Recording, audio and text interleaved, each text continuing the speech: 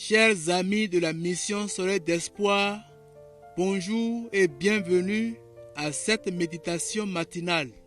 Les femmes de bon matin se sont levées pour aller au tombeau de Jésus. Ne l'ayant pas vu, elles se mirent à s'inquiéter. Alors, elles entendirent un ange du Seigneur leur parler. Suivons la suite de leur dialogue. Pourquoi cherchez-vous parmi les morts celui qui est vivant? Il n'est pas ici, mais il est ressuscité. Souvenez-vous de ce qu'il vous a dit. Il faut que le Fils de l'homme soit livré entre les mains des pécheurs, qu'il soit crucifié et qu'il ressuscite le troisième jour. Luc 24, le verset 5 à 7. La méditation de ce jour est titrée « Comme un coup de tonnerre ». Rappelons-nous, il y a environ 1990 ans, plusieurs personnes ont raconté ce qui s'est passé.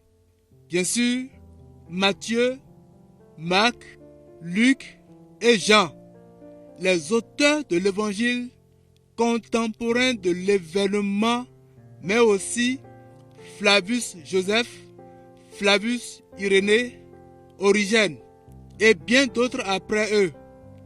Vers l'année 30 de notre ère, le tombeau d'un crucifié gardé par des soldats est trouvé vide un dimanche matin. On avait pourtant pris toutes les précautions pour empêcher qu'on s'en approche, mais rien n'y est fait.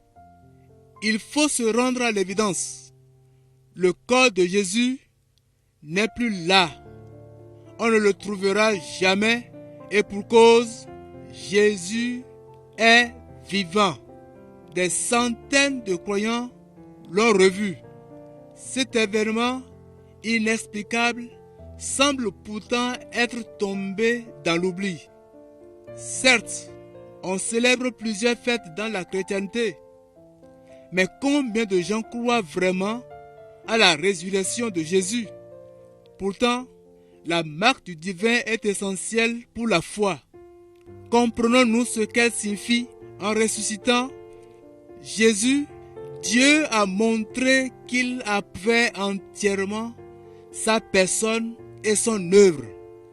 Il assure à tous les hommes que le sacrifice de Jésus à la croix a complètement satisfait sa justice et que dès lors, celui qui croit que Jésus est mort pour ses fautes reçoit son pardon avec la vie éternelle. Dieu a parlé. Sera-t-il entendu? Prêtons attention à sa voix. Croyons en Dieu qui a ressuscité d'entre les morts Jésus notre Seigneur, qui a été livré pour nos fautes et a été ressuscité pour notre justification. Romains le chapitre 4, le verset 24 à 25. Nous voici à la fin de notre méditation. Merci d'avoir médité la parole de Dieu avec nous. Que cette parole puisse produire des fruits dans votre vie et que le Dieu de grâce vous accompagne, vous bénisse. Nous vous donnons rendez-vous demain matin. Nous prions pour ceux qui ne croient pas à la résurrection de Jésus, qui ne croient pas à sa seigneurie, qui ne croient pas à l'œuvre qu'il est venu accomplir sur cette terre pour notre justification, afin que le Seigneur les aide à comprendre cela. Que le Seigneur vous bénisse. Shalom.